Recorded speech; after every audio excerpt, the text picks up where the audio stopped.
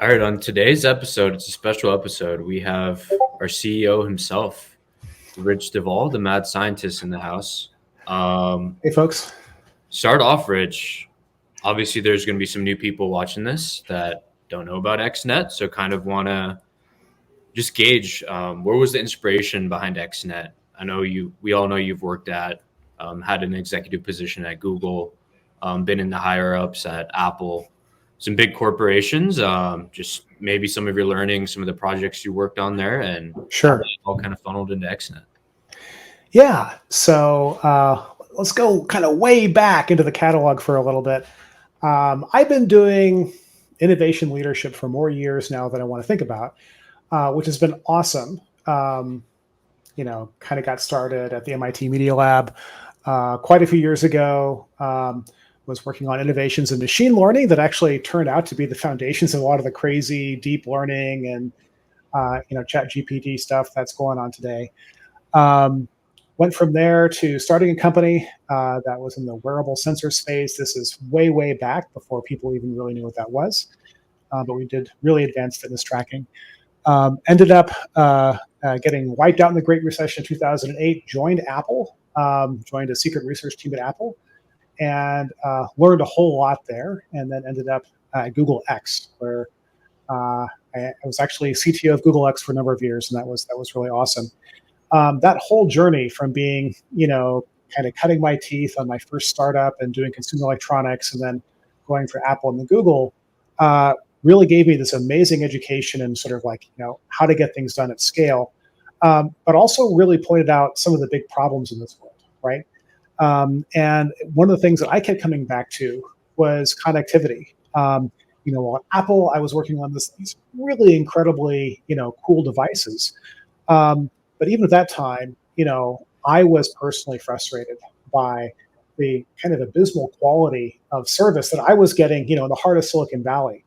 And then at Google, my scope broadened a little bit. It wasn't just making high-end consumer electronics, which is, kind of Apple's thing. We were really looking to solve some big problems in the world. And it turns out at that time, and even today, one of the biggest problems around the world, and even here in the US, is what many people now call the digital divide, right? Which is access to high-speed, affordable connectivity. And this is a problem everywhere. It's a problem in South America. It's a problem in sub-Saharan Africa. But it's a problem in California, right? It's a problem in Texas. It's a problem in Massachusetts. It's actually everywhere. And there are kind of a bunch of reasons for that I could go into. But one of the biggest and most important reasons is that we started building out this world of wireless connectivity to devices like this, like the phones in your pocket, years ago, when there just weren't many people using these networks. And the demand for data wasn't that high. And it really made sense that if you were AT&T, you'd put up a cell tower every 10 miles or so. And that was good. That actually served people really well. Frequencies are pretty low, so they kind of went around hills, and signal was fine for most users. But what's happened in the last several decades is that the number of users has just gone through the roof. It used to be that having a mobile phone, I wish I had my old Motorola StarTAC to wave around. It was a great device. Having a mobile phone was like a luxury that only really rich people needed. Now it is the absolute kind of foundation necessity all around the world. You absolutely have to have a smartphone in order to live your daily life. And so it can't be a luxury. And that also has meant that the number of people using these networks has just absolutely exploded. And not only has the number of users exploded, but the amount of data that we're using has just absolutely gone through the roof, right? And it used to be that we would measure data use on networks in maybe megabytes per month, maybe, right? Now we're talking about gigabytes per month. We're talking about in the US 8-10 gig on average, right? That's average. And within 3 years, we expect that to actually double, right? And the reason I'm bringing all this up, right, is because the people who built our wireless infrastructure here in the US and around the world were building it to solve the problem of 10, 20, 30 years ago. And they haven't really changed. right? If you look at the way AT&T, T-Mobile, Verizon here in the US, approach building connectivity, they're still doing it old school, right?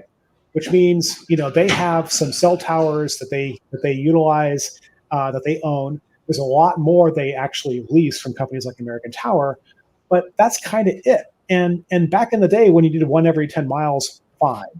But looking at 4G LTE, which is what your device uses right now, probably 5G, which is what some of you are on, a few of you, and going forward, now it's like one radio every 10 meters, right? And there's simply like no mechanism in place for these legacy, these incumbents to actually solve that problem. They don't know how to do it. It doesn't fit their model for how to build it out. And actually, right now, it's a really hard time for them to do it because, as some of you know, interest rates are pretty high. That makes the cost of money expensive. That makes it very difficult to finance the build out of a whole bunch of infrastructure. So anyway, this is a massive problem to solve. Like lots and lots of people have expensive, not very good connectivity. Right here in Silicon Valley where I am, I look out my window and I can see South San Francisco. It's a beautiful day. And I have basically 1 bar of signal on AT&T right here, right? Which is nuts. Like, I'm in the Hayward Hills. I should have like fantastic connectivity and I don't, right? Except that I have 5 bars right now on XNET. And because I said, this would be a great place for an XNET radio. And so what we're doing at XNET is we're letting you deploy a connectivity solution that will solve your problem, whether it's at home or at the office or some other location, right? And we're going to pay you to do it, right? And the really cool thing about this is you don't have to like sign up for a phone service, right? You actually just keep the phone plan you've already got and you deploy this connectivity. It makes your phone work better.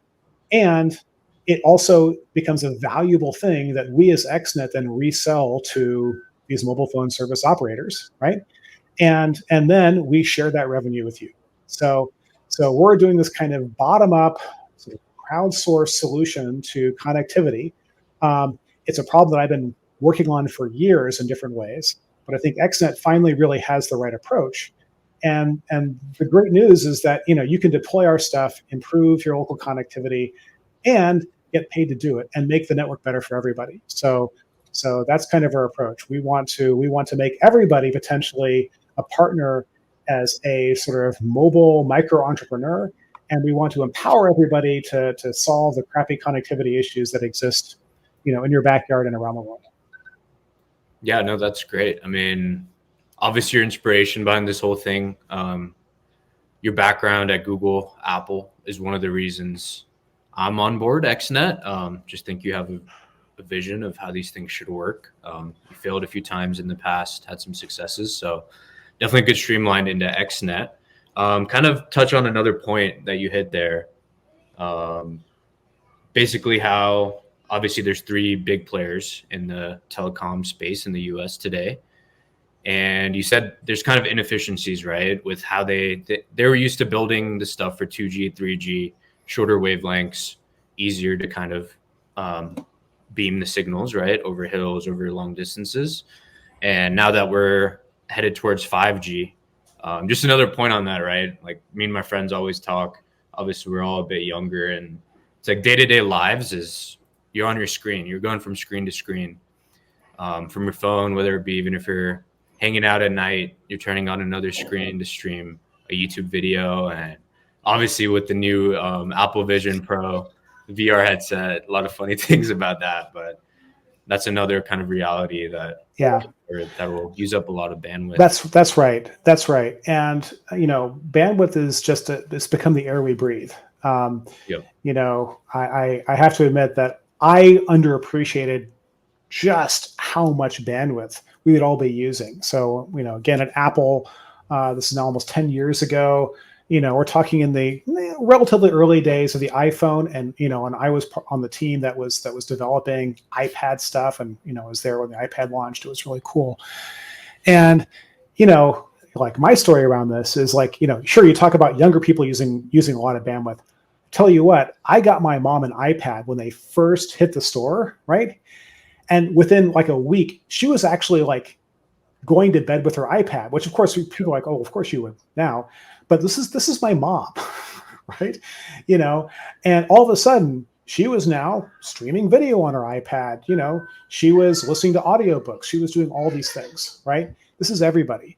And it's only becoming more important. Like, you know, one of the things that we do at XNET is we work with rural and remote communities who have connectivity challenges. And we've been deploying in places in rural Utah. Beaver County is where we're standing up some connectivity there. And it's amazing because, you know, at this point, you can't go to school without high-speed internet connection, right? You know, when I was going to grade school, we didn't have the internet, but that's because I'm old. But it's an absolute necessity. And so these kids, while they're in the classroom, sure, they've got a connection. They've solved for that problem. But these kids go home and they've got no connectivity. So where we're hearing stories about families driving, in some cases, 10 or even 20 miles, not to back to school, but just to, like, you know, a library or possibly even, you know, a coffee shop where they could get connectivity so the kids could, like, upload homework, right? And so that doesn't work. And so if we only solve this problem, you know, in the place where people, you know, have a lot of money to pay for it, that's great. But we're going to leave, you know, a huge chunk of folks right here in the U.S. behind. And as far as I'm concerned, that's not okay. You know, I spent a lot of time in you know, kind of small town America growing up, both in Texas, you know, and in West Virginia. And it's just not okay to say, okay, you didn't live in a major metro area, you can't be part of modern life, right? Yeah. So yeah, and you know, as you were saying, Sean, you know, as radio technology has advanced, two really important things have happened. One is that wavelengths have gotten shorter, and you know, really long waves tend to bend around hills, and they don't really see things like trees and even buildings. They'll just go right through. So your old 2G, 1G, 2G, even 3G phones, you know, you could be far away from a cell tower and that would work okay. Not a lot of bandwidth, but you know, these things work great over long distances. The problem is that, you know, that kind of service isn't even deployed anymore. It's not operating in the US anymore. And as frequencies have gotten higher, you know, radio acts more like light. In other words, it bounces off of flat surfaces, hills create and buildings create shadows.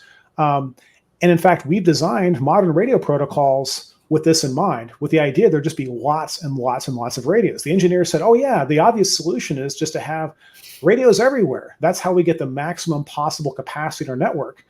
And everybody said on the GSMA said, oh yeah, that sounds like a great plan.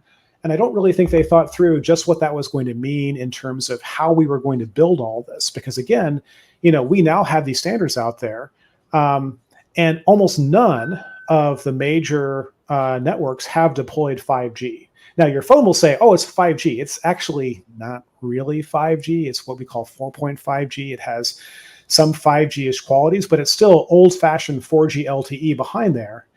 And basically, you know, Dish is the only major operator. They're kind of the fourth of the top three, if you will, that is building out from scratch a 5G standalone network. Some of the others are trying to deploy some 5G as well, but they're just not really well positioned to do it. And we think that we at XNET, you know, have the right formula. You know, we have this network that we're deploying, again, from the bottom up. You can decide where you want to put a radio. We're going to only incentivize you in certain places. And in some places, because we know the demand is really, really high, we're going to give you extra incentives, right? But anybody can deploy one of these radios. If you keep it up and operate it, we reward you for doing that. And so that way, we're not trying to centrally plan our network, right, like the old school telcos do. We're just saying, here's the incentives, go build it, right? And we think that's the right way to densify these networks. That's the thing that can scale. Initially, we focused on a technology called CBRS, which is basically a mobile phone network band that is free to use in the US, so we don't have to pay this kind of spectrum tax that the other operators are paying. And we have, you know, now hundreds of those radios out there in the US and in like five US states.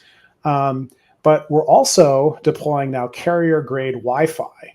And the reason that's so exciting is because for a long time, Wi-Fi was like the ugly stepchild in the wireless world. Like we were all using it as consumers, but the telcos were just like, you know, Wi-Fi is like for losers. Like, you know, that's something you use when you don't have a real mobile network connection. It's for the bottom feeders. Yeah, exactly. But that's really changed. So initially the Wi-Fi protocol was not all that awesome. It wasn't very sophisticated, but that's changed a whole lot over the years. And now that we've gotten through our various Wi-Fi standards, we're now to Wi-Fi 6, which is kind of amazing because I remember the very first test Wi-Fi systems. We're up to Wi-Fi 6, and Wi-Fi 6 is actually a really good protocol.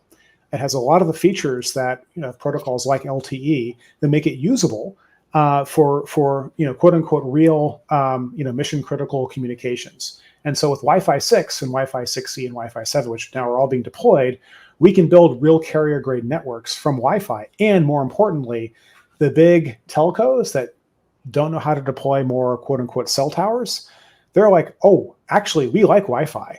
In fact, we'll pay you top dollar for Wi-Fi. So in addition to our CBRS radios, we're now deploying, and this is this new XNET program, we're now deploying carrier grade Wi-Fi and XNET. And that's awesome because the thing about Wi-Fi is it started as a consumer technology, right? And what does that mean? It means it's inexpensive, right? Wi-Fi is, comparatively speaking, so much less expensive to deploy than a cellular grade technology like CBRS. So you can deploy really high quality Wi-Fi for like a couple $100, right?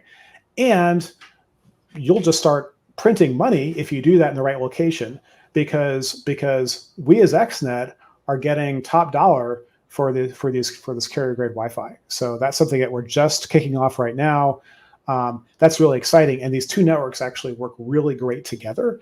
That combination of Wi-Fi and CBRS is a thing that we haven't really serious about building out, that as a neutral host that basically nobody else is right now. Yep. No, the Wi-Fi program is obviously very exciting. Just seeing kind of the feedback from community, more kind of people in the industry, ISP industry are interested, regular players, right? Yeah. I guess kind of bridging into the next topic of DePIN, which for those who don't know, stands for Decentralized Physical Infrastructure Networks. It's pretty cool, right? Whenever I tell someone I just met what I do for work, when you say crypto, they're like, oh, it's some like metaverse thing. Yeah. But then when you bridge this to the real world, which is what DePIN is, you just point to a cell tower and kind of explain how the whole thing works, and a light clicks in their head. They're like, all right, so there's actual real use for this. That's right. So Rich, kind of two questions, right?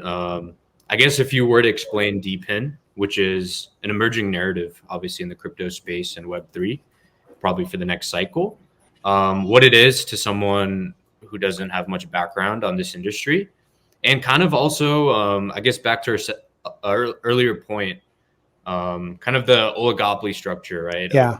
The telcos, it kind of disables sharing, right? They hold all the spectrum.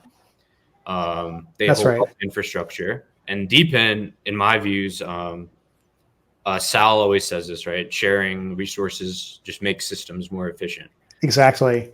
How does this all kind of tie in your eyes?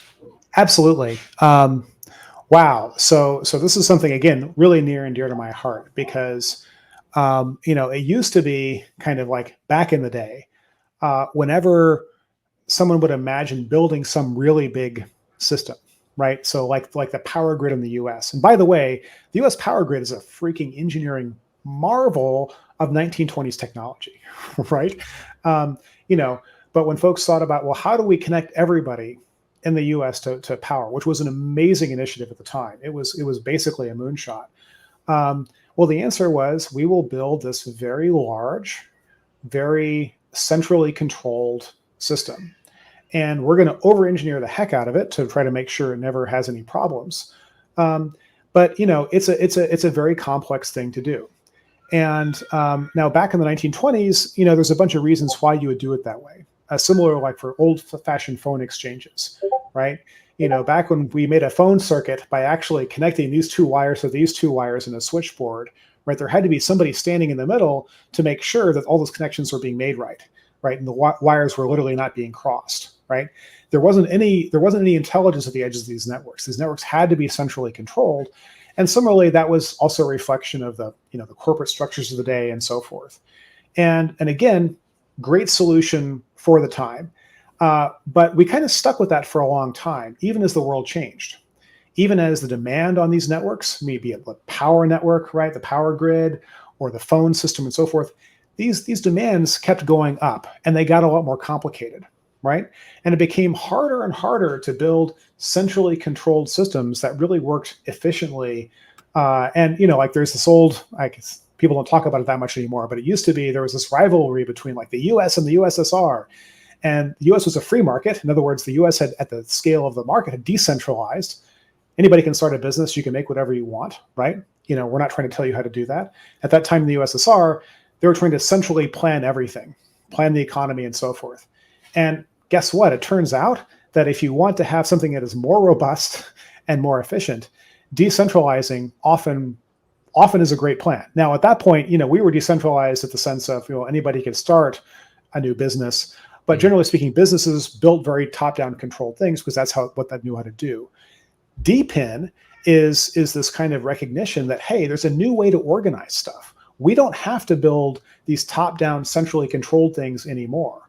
We can decentralize at another level, right? I can create a business, XNET, that itself is building out decentralized infrastructure. And I can say to folks, I'm not going to tell you where to deploy my radios. I'm going to give you incentives. You go figure that out, right? And so it adds this another layer of robustness and another layer of efficiency to solving a problem that we couldn't have done even like 20 years ago because we didn't really have the tools to do it. And now some of those tools are just really about better communications. Like, we now have the internets everywhere, and that's really important. But another set of these tools is really around crypto and the ability to solve, it's actually called the Byzantine generals problem. I won't go into all the details of why this is an interesting problem, but basically it just means that Sean, you and I can both have a ledger, which is just really an account book, right? And we can both be sure that we're seeing the same numbers in it and that you can't really cheat and I can't really cheat. Or if we do, the other will catch us because of the way the whole thing works. Now, that's an amazing thing because it means that there no longer has to be one centralized kind of point of truth about kind of like, one Excel spreadsheet someplace that says what everything is, right? We can now spread that out and also give everyone the ability to kind of see what's going on and prove transparency and all that. So DePIN is really taking this idea of decentralization and often with crypto, although honestly, it doesn't actually have to literally involve crypto, and taking this to the next level to build new businesses that are more robust and more efficient. Yep, no, that's definitely on the spectrum side, right? It allows us to share spectrum in a way that we haven't been able to, obviously with kind of the tailwinds CBRS brings as well. And then if you could also touch on kind of the incentive layers, we briefly talked about it, but I guess how it also allows the sharing of capital, right? To where it wouldn't be possible before. Obviously, crypto is kind of the main vehicle for that. Doesn't need to be, but I mean, that's what excites me the most, right? It's like, even in the issue of the digital divide per se, like if we use that as a case, people that can now fix their own connectivity issues and also get a portion of the revenue for the other people that are on the network using it. That's right. So that's like, it's just sounds like a win-win-win, right? If you could dive in how you view the incentive layers in DePIN in general, but I guess more so about XNET, like really kind of amazing things about DePIN is that it's not just decentralizing infrastructure, which of course is the end goal, but it's also, how do we actually convince people to do this? And the reason crypto is such a powerful thing is because I can start incentivizing people as I build up my network, even before there is like fiat money or other kinds of value flowing in. So in the past, if I wanted to say build a new communications network, I would have to raise a whole bunch of capital and then spend a huge chunk of that capital, let's say buying radios, right? Before like that network did a single like dime's worth of value creation for the world. You'd eventually just become a AT&T at that point. Oh, that's exactly right. This is why AT&T is AT&T, right? Because they came from a world where, first of all, they had to spend billions of dollars on spectrum licenses. Like they're still paying for those licenses even today. Yep. And they'll be paying for them forever, right? And then they had to spend, even for a single cell tower back in like the 2G, 3G days, this was a really expensive thing. This would be like $500,000 or $1 million or more in today's terms, easily. And that doesn't even include all the like very expensive stuff on the back end that had to like control that thing, right? So there was like all of these capital outlays, and there were also all of these people because, of course, they had to employ themselves every single person who touched every part of that system. The only non-employees interacting with the system were the actual customers at the end, right? And so that made for a very expensive process. And so if you actually wanted to build a big phone network, my God, you needed, in today's terms, you would need basically tens of billions of dollars to do a credible job of that. But again, taking this decentralized approach and using crypto as an incentive, we started deploying XNET before we had a dime of money coming in from our customers, who are the big mobile network operators, because we didn't have a network, right?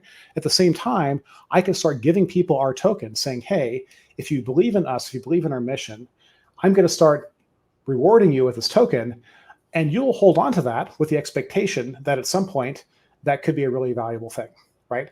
And so we actually deployed, to date, it's more than $1.5 million worth of, actually in pre-revenue, I think we had, on the order of $1.5 million worth of radio equipment on our network.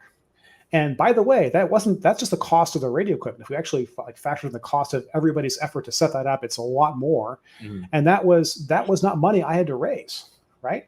That was basically, built on the faith of the people who, thought what we were doing was cool and they wanted to be a part of it. So crypto allows us to build DePIN networks. And that's not just like radios. That could be, for example, we could do decentralization on power. I've seen DePIN projects around, solar power. That could be decentralization around transit. I've seen people, trying to start a bottom-up version of like an Uber or a Lyft, right? These can be all these different approaches that require much less capital raised to get going. And that's an amazing thing, because it turns out that the people who have best access to capital, that's just, a very small slice of the world that actually has that. But pretty much anybody can with a great idea, on the right team, and a lot of really hard work, can build out one of these DePIN networks. And your success is then really gated more on your ability to connect with the community, have great ideas, and execute, than it is by your access to traditional forms of financing. But let me talk about XNET in particular. Yeah. So right now, we have our CBRS radios, which you can then, go to our website, buy, turn on, and we're going to be rewarding you in thousands of XNET per epoch. Every 2 weeks, if you keep that radio up and operating and it passes our validation checks and it's in a location that we support, you get your rewards, right? And that's pretty cool. And pretty soon, we hope, we're actually going to be rewarding you for the data that's flowing through those CBRS radios. But right now, since we've launched our Wi-Fi program, we're actually getting paid for the Wi-Fi offload right now. So in many ways, this is even more exciting because I'm just going to pay you right now for the data flowing through that radio. If you've got a great venue, and that could just be like a coffee shop, it could be a restaurant, it could be, who knows, it could be a supermarket, it could be an office building, it could be a stadium, right? If you deploy our Wi-Fi radios, or this is really kind of fun, if you have the right kind of Wi-Fi already deployed, we can convert that into our Wi-Fi, and then magically, if you will, you start making money. That network, which was just a Wi-Fi network and was, a cost that you were paying because you wanted to provide connectivity to your customers, all of a sudden, that then becomes a revenue source for you, right? And we're going to pay you in XNET for every gigabyte that flows through your network. And it's pretty exciting. We have, one little location in San Francisco. It's just a little coffee shop there. We put in this incredibly inexpensive radio, right? This radio is just killing it, right? And it's not because this one radio is magical. It's just an example. But we're talking about a radio that by itself is making $40-50 a month in actual carrier data. Like that's the value of the data flowing through that radio. And it's one little coffee shop that basically can seat maybe 12, 15 people max, right? That's amazing, right? And then what we're doing is we're basically doing this 80-20 revenue split where we take 80% of the value of that data that's let's say going through, this little coffee shop. And we're saying, okay, we're going to give that to you in XNET, right? So we're sharing most of that with you. And then we take, by the way, we then take the value of that we're getting from our Wi-Fi partners, and we take at least 40% or more, and we use that money that comes in and we buy our token off the market and we burn it. And that's how we do this revenue share. So we do this. We're very generous with our tokens, right, to our operators right now, and then we buy those tokens back from them effectively and burn them, and that creates upwards pressure on the value of our token. So as more radios get deployed, more money flows in. As more money flows in, there's more buy pressure on our token. And we've worked this out such that, again, we're actually kind of giving back the majority right now of this value to the folks who are deploying our radios, which is, I think, the way it should be. As much as possible, I want to make everybody who participates in XNET successful. Yep. No, I mean, the sharing of incentives there makes sense. And one big thing for me, obviously, we're talking about Wi-Fi right now. Just being in kind of the space was called decentralized wireless before. Now it's kind of broadly into DePIN. Just seeing the growth of the whole industry is insane. One thing that comes with that, right, is participation. I mean, we're kind of restricted to the US right now, but there's many more like geographical protocols out there. That's right. One big thing is kind of the inexpensive portion of Wi-Fi. It allows more people to participate, and that's exciting as we approach this next cycle, obviously in crypto. Yeah. And you can buy this $200. I think, yeah, it's on sale. Our Wi-Fi product's $200 right now, and go install it in a coffee shop, go install it anywhere else. And like Rich said, I think our test units are doing over 200 gigs a month, which is pretty damn exciting. Yeah. So let me touch on a couple things there. One, we are based in the US right now, but it turns out Wi-Fi is actually harmonized internationally, right? So It's not perfectly harmonized, but basically we can take the same radio technology and deploy that everywhere. And so international expansion, although it's not happening right away, is coming. And it's going to probably come faster with Wi-Fi than it is with CBRS or licensed spectrum. CBRS is band 48 here in the US. It's a special deal that basically the FCC did. They took back a communications band that was being used for naval radar and satellite uplink, and they said anybody can use it as long as they play by the rules. Other countries around the world are doing something similar, but it's an uneven process. And so it's going to be a while before something like CBRS is available everywhere. But right now, Wi-Fi is available everywhere. And carrier offload onto Wi-Fi is now becoming a thing everywhere. So we're really excited by the prospect of expanding this internationally soon. But, in the US, this is actually great because it turns out that when you build a carrier-grade mobile network using CBRS or licensed spectrum, you've got to do a lot of very careful radio planning. You've got to do a lot of work to make sure that your radios are providing contiguous overlapping coverage. And so we could restrict, we had to restrict basically the places where we could give you rewards. And so that's basically some big metro areas and also some rural locations where we're providing service. We've turned those on. But the whole goal is to concentrate these radios so you get this continuous coverage.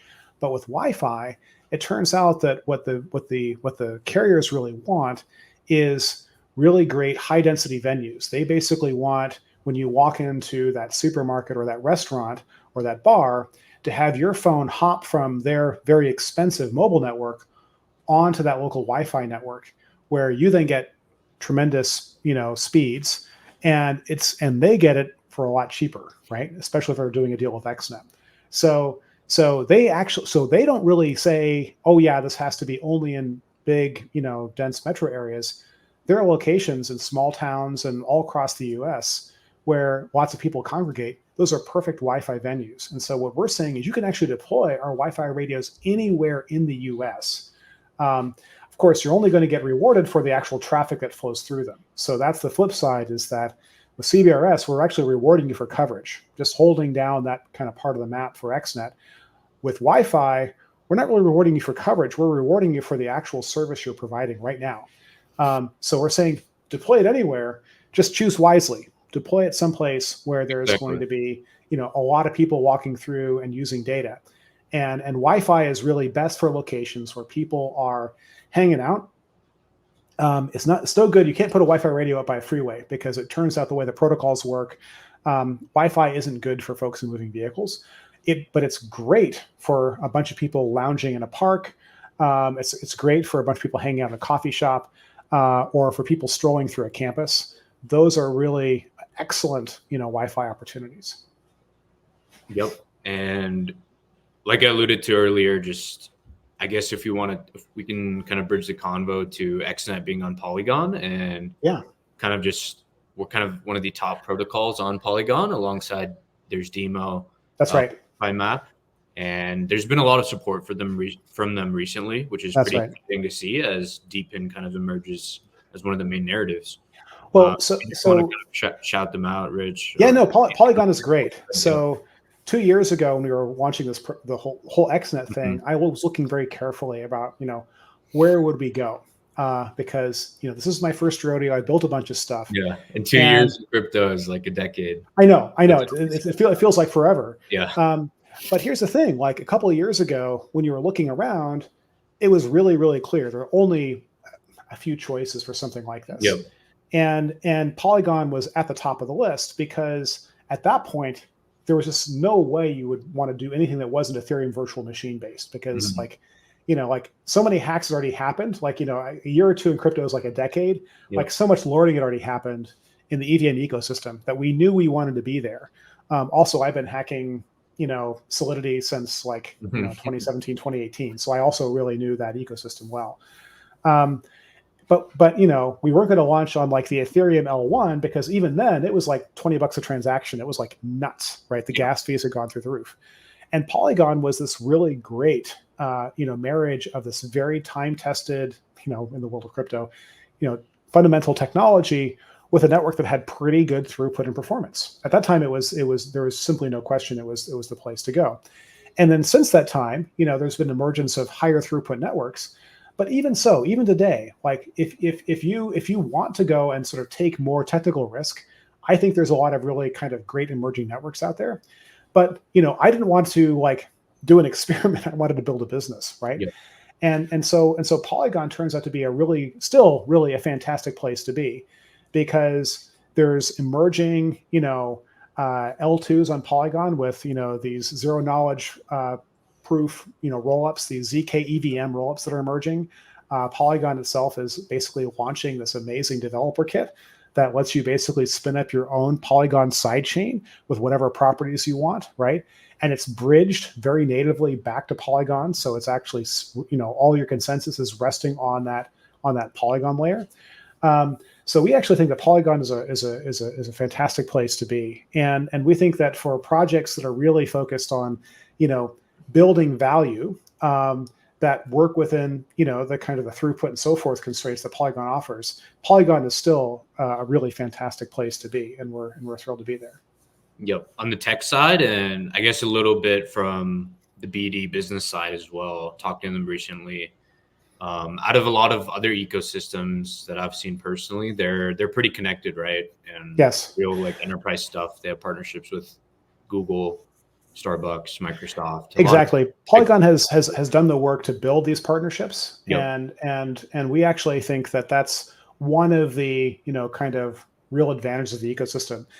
There are some new startup chains that are well funded, are kind of throwing money at people to come join them, and that's great. That's how new things emerge. Exactly. And of course, at this point, where there's like Solana's out there, and of course Solana has gotten a lot more reliable and stuff. A lot of exciting things happening there, but we think that the choice we made a couple of years ago is still a great choice today, and that Polygon is going to be there for our scaling needs in the future as well. Yep. No, and then I guess let's progress to the state of XNET. Obviously, we've been around for a year and a half too. I joined a bit later. When was the official launch of XNET, Rich? It was like a couple of years ago that we officially got going. But, it's one of those things where it feels like on the one hand it was yesterday, and the other hand it now feels like it was like, we've been here for a decade ago, because it's just so much is happening. Wow. So when we got going, it was an amazing time. I practically had people throwing money at us because, this is in that bull run, pre-FTX. Pre-FTX. Exactly. Everything was kind of going nuts, and we had investors who were just like, I literally had investors who were basically threatening me if I didn't take their money. They're like, well, you told us you would take this, like 800K or whatever it was, and you're like, well, I'm not sure we need it. No, you're going to take our money, and we're like, okay, we'll take your money, which was really cool. And and it's easy to sort of feel like if that's the way things are, that's the way things are going to continue. And then, well, what happened? Well, it was late 2022, and then 2023 happened, where the wheels came off of crypto, FTX, Sam Bankman-Fried, all of that, everything imploded. So, our valuation went from, again, this is like with investors and so forth, but let's just say it was pretty up there, right? It was up there. And then all of a sudden, basically, no one was writing checks, and everybody hated crypto, and it was kind of a tough time. And there were some projects that kind of got the timing beautifully and got in there, like their Series C or Series A before. Seen as a fool for being in crypto. A lot of the people I knew in traditional world, my friends, are like, "What are you doing, dude?" Yeah, exactly. It's a scam, but and so 2023 was a really hard time for us. We had grand ambitions. We thought we were going to get a bunch of money in, a few $1,000,000, and then immediately scale rapidly. Now it turns out over 2023, by the way, we did double the size of our network, right? In terms of like installations and so forth, but everything got much harder. We had to work with a lot less money than I was planning on. That meant that, we didn't have the resources to pursue some of the big deals that we wanted. I was actually hoping we might actually even acquire another small mobile network operator for kind of inside baseball reasons that would have allowed us to scale a lot faster and get a bunch of roaming agreements. We couldn't do that. So the money dried up, and the big MNO we were negotiating with decided they wanted to slow everything down, I think because they weren't sure if we were going to make it. And it was kind of a tough time. But XNET, we execute, we persevere. So we pushed through, we kept growing our network. We kept building out our infrastructure on the crypto side. And very excitingly, we launched the Wi-Fi program. Now with 2024, it's amazing how quickly narratives change, right? Exactly. Oh no, now there's a, spot ETFs for Bitcoin are launching, and blah, blah, blah. And DePIN is now a thing, and it's now the new emerging narrative.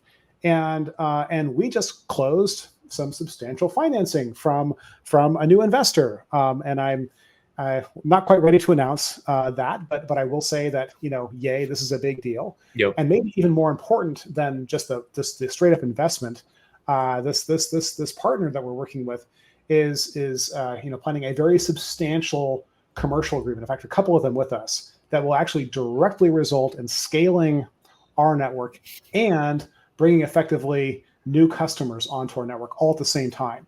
So this is one of these kind of really kind of rare sort of situations where there's this real alignment of interests, and real venture capital investment plus these kind of commercial deals are coming together. So that's an extremely exciting thing for us, and I'm frantically working away at these deals as we speak. So we've got the investment closed, now the commercial agreements are in progress. So this is a really exciting time. And we went through this really brutal period where we just were kind of slogging through and maintaining a brave face, and we're doing it. And now it kind of feels like the rocket's about to take off. And not just for us, but I think really for the industry, but we're really well positioned because 2023 kind of wiped out a whole bunch of startups. Yep. And a whole bunch of anything that wasn't AI. If you could put AI in the name, like I was thinking. Yeah, even AI sort of got diluted towards that. AI actually has seen a real haircut because there was a bazillion little companies that are we take ChatGPT, AI, new interface on it, and now we can help you, I don't know, bake a cake or plan travel. And then OpenAI was like, lol, here, make your own cake baking, GPT, customize it any way you want, we can do travel planning and other agent things for you. And then all those startups are just like, nope, we're done. So crypto is its own thing, but we're at least not competing with like, gigantic, monoliths who can just like undermine our value proposition with a snap of their fingers. DePIN is kind of the opposite. It's this decentralized, robust, role-solving, problems independently thing. So anyway, 24 is looking really exciting. We're poised for really rapidly growing our network, like not just more than doubling. We're talking about maybe 10xing the size of our network. I was just about to ask, are you going to put a multiple on the yes radio? There it is, 10x. So I think by the end of this year, especially when you factor in Wi-Fi, I think we are going to close to. I don't think we're going to 10x the number of CBRS radios. I actually think it's going to be more like 5x the number of CBRS radios, which would still be an immense jump. Yep. But I do think when you actually factor in Wi-Fi, we will more than 10x the total number of active, earning radios on the XNET network this year. And that's because I've got deployment partners who, want to actually just jump in and do this. In fact, I have, talking about Wi-Fi, we were talking to somebody who wants to do a so-called brownfield conversion. They have over 1,000, high-quality Wi-Fi radios that they want to convert to XNET. So just that right there, just that one conversion deal right there would basically 10x our number of radios in our network. Yeah, and it's very synergistic too, right? Like those, obviously the people that have brownfield conversions available are probably existing ISPs or That's WISPs. right. And obviously they face kind of threats too with this high interest rate environment. They need more sources of revenue than what they had originally. So yeah, I mean, what we're trying to do. So one way to think about this is that mobile communications, and by the way, these are our customers. So I'm not gonna talk too much trash about them, Yep. but the big MNOs, right? The people, AT&T, T-Mobile, blah blah blah. Their business in the U.S. is a $300 billion top line business. Yep. $300 billion. And these are not terribly efficiently run companies, but yet they still have like 30% gross margins. Mm-hmm. That's kind of nuts. There are very few businesses you can operate that have 30% gross margins. Like your grocery store, they run like 2 or 3% gross margins, right? So when a massive, inefficient business has margins like that, what that really suggests is that there's some value waiting to be shifted, right? And so the really exciting thing about what we're doing, I think, is that we can tap into some of that and help these businesses, help them maintain their customers, deliver higher quality service, faster speed, and so forth. But then take some of that money that would have previously just flown back to, their corporate headquarters and their shareholders. And some of that's now going to be flowing into the hands of the people who are building out our networks. And hey, maybe I don't know, maybe you're a university and you've got, hundreds of radios, high quality Wi-Fi radios on your campus, and you're just paying money for that. Wouldn't you want to turn that into revenue? Maybe you're a chain of coffee shops or restaurants or whatever, and you have to provide that connectivity. Again, it's a cost line. Why not turn that into revenue? Maybe you're an ISP, you're a WISP, you're whatever. You're looking for new sources of revenue. Well, I've got a tap we can turn on where some of that $300 billion that's going into the hands of Verizon, T-Mobile, and others, some of that can actually start flowing into your hands as well. And that can only be a good thing for everyone. And by the way, it'll also solve the problems of those big companies because we can actually provide them connectivity. We can sell them connectivity, XNET connectivity, cheaper than they can manufacture it themselves. I happen to know, insider knowledge, the manufacturer cost per gigabyte of some of these major US carriers. And I know what our costs are. Our retail costs, what we're selling it for to them, is lower than what they can actually manufacture it themselves using their own radios, right? Now, they're going to keep using their radios because they got to keep paying for those radios and depreciation and all this stuff. But the point is that we have a better way of doing this. And that better way allows us to take some of that money and push it out into this, wider network of people who can really use it. And that's part of what makes me so excited about this is that we get to build value for a whole bunch more people that would have been able to access that before. Yep, it's going to be the tide that lifts all boats. From That's right. Small coffee shops to even MNOs. That's right, and this is the promise of DePIN is that we can start to decentralize things in ways that produce massive efficiencies, but not just make things more efficient. Because let's say I don't know, I have a more efficient centralized process. and now my company takes revenue away from another centralized company, right? Okay, great. Imagine I had a centralized search engine that was much better than Google or Bing or whatever, and I could start taking some of those tens of billions of dollars from Google or Bing. Great. And so now that money is flowing into the hands of me and my twin buddies, which might make our lives fun. But okay, that's cool.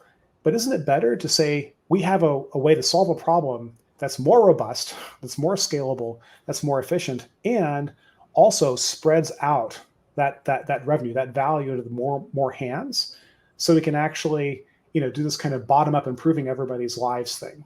And to me, that's the deeply exciting thing about DePIN and really the kind of fundamental promise of crypto is that we could break down some of these silos, break down some of these long-term kind of monopolistic things, and start kind of sort of sharing more value with more participants.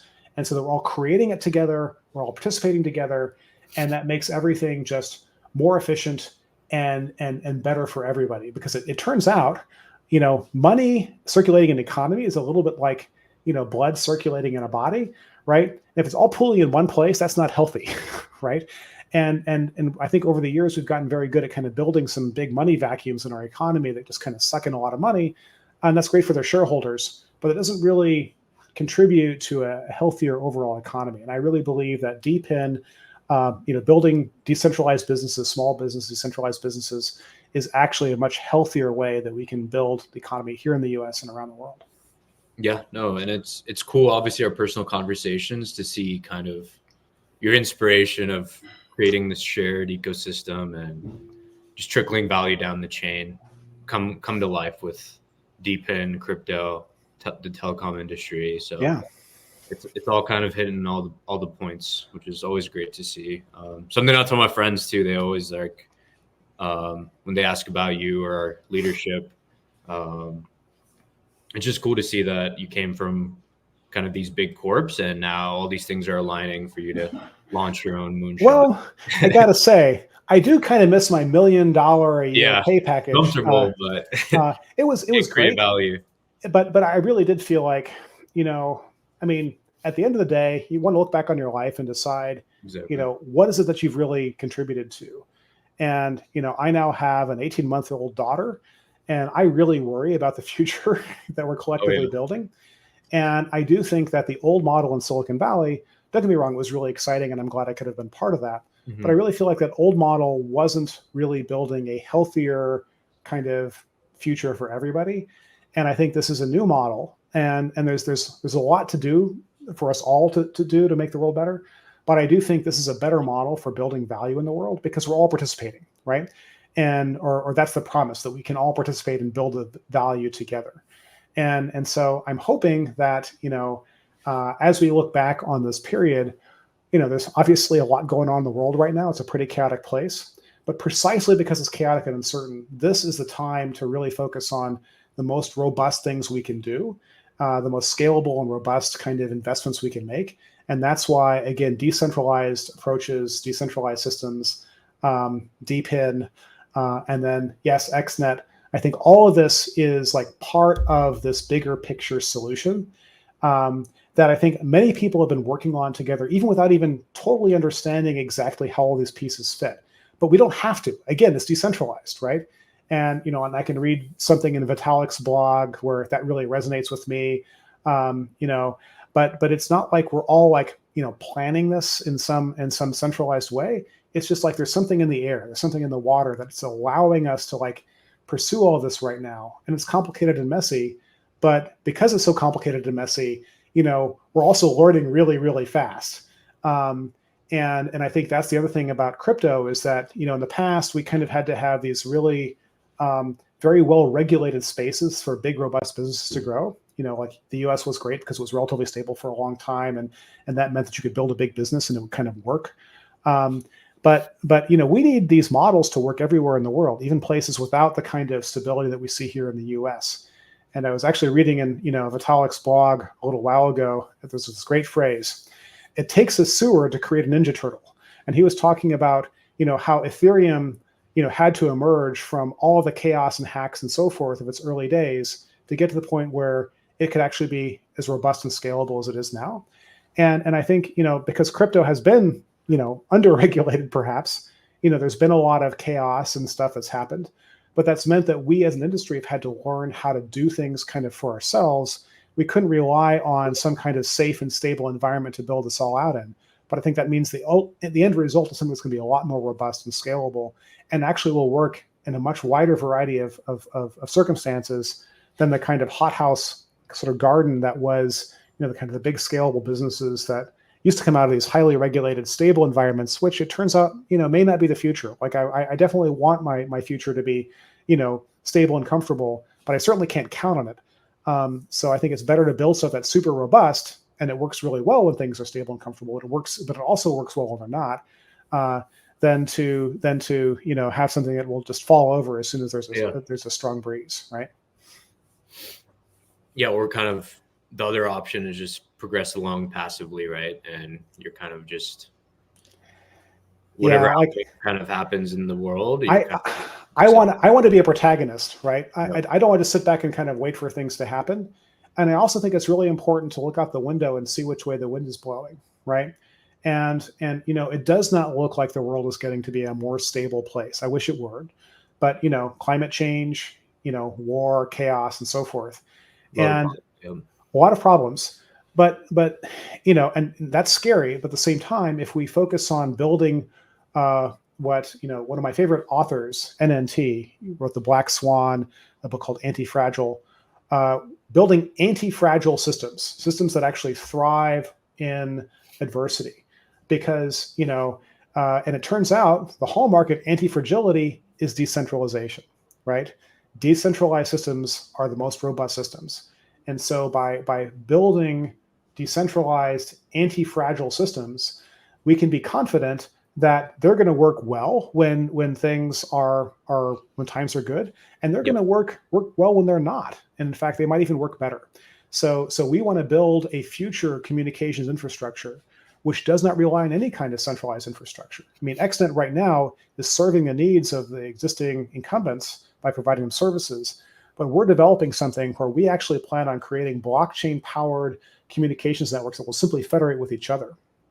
And you won't need an official phone number. You'll just need a wallet address with some XNET or some other appropriate token in it. Yep. And then you'll be able to make and receive quote unquote phone calls and send data and watch TikTok and do anything you want to do without ever having to jump through all the kind of centralized communication infrastructure hoops and having a cell phone plan with some major carrier, because that shouldn't be a requirement, right? You should just need to have an appropriate token in your wallet, have an appropriately configured device, and then you should be on the network, and ideally then helping to share the connectivity with others, right? So that's the future we're building towards, and that should be able to work anywhere in the world, and that should be able to work with any device, and that's going to take a while to get there, but that's the path that we're on, and there's nothing ultimately really stopping that. There's challenges, but there's no then a miracle occurs. It's just straightforward engineering and business challenges to get there. And we're not the only ones working on this. I want to call out Carrier One. I think they also have the right plan. We've certainly been inspired by Helium and their ability to kind of get people excited about stuff. In other spaces in the DePIN world, Demo is doing really cool things with vehicles and mobility, and that's so awesome. And there's way too many projects, to mention that are focusing on everything from storage to compute. Yeah. I think Fleek is doing really cool things with a decentralized, almost AWS service to make everything on the web more robust. Yeah, and it's kind of replacing, I don't know, all these kind of the idea of fragile systems you talked about. Yes. It makes sense, energy. I have siblings that live in Austin. Yeah. Their grid always gets overpowered. Obviously, Austin breaks my heart because Texas made some poor regulatory choices around how they manage their grid. They could have done it in an anti-fragile way, and they didn't, which is frustrating because they had that opportunity. Exactly. But nonetheless, bottom up, decentralized power is actually a great plan. It's an even better plan when all these little decentralized power generators can start ganging together to sell into the market collectively, right? And that's one of the things that people are realizing with DePIN is you can actually build a decentralized power network that can look to the rest of the grid almost like it's a utility, like it's a grid scale utility, but it's made up of a whole bunch of individual solar plants, on homes, right? That's something we could have never have done before. And yes, Tesla and Tesla's Powerwall and so forth, they're trying to do it in kind of a centralized way, and that's cool. And actually, I've got a Powerwall in my garage, and I appreciate that.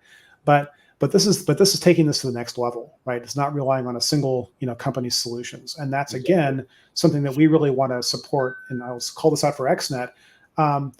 We utilize basically commodity hardware. Of course, we have to be maintaining certain quality standards and so forth. But we don't have proprietary hardware that you have to deploy for us. Our goal is not to make money selling hardware. We do make a little money on that, but that's actually not the point. The goal for XNET is to provide this amazing network and monetize the network, right? So we'll work with any reasonable hardware. I mean, it takes us some time and we've got limited resource to support something new, but new Wi-Fi radios are being brought online.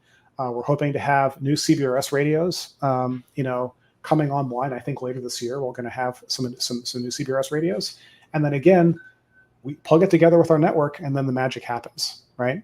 So that's the plan.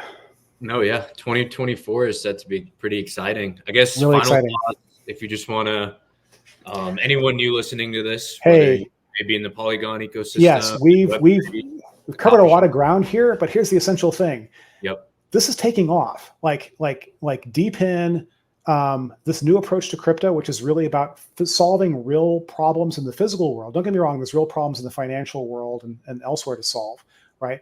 But this kind of approach to solving real world problems, financing it, through crypto incentives, enables a whole new class of things to rise up, new anti-fragile solutions.